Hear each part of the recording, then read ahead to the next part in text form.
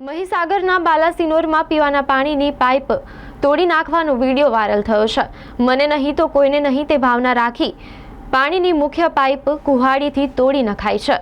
બાલાસિનોરના ઇન્દિરાનગરી વિસ્તારની આ ઘટના છે। મહીસાગરના બાલાસિનોરમાં પીવાના પાણીની પાઇપ તોડી નાખવાનો વિડીયો વાયરલ થયો છે। મને નહીં તો કોઈને નહીં તે ભાવના રાખી પાણીની મુખ્ય પાઇપ કુહાડીથી તોડી નખાઈ હતી। બાલાસિનોરના ઇન્દિરા નગરી વિસ્તારની આ ઘટના છે, જ્યાં પીવાનું પાણી ના મળતા સ્થાનિક ગોવિંદ વાઘેલાએ પાઇપ કુહાડી મારી તોડી નાખી હતી।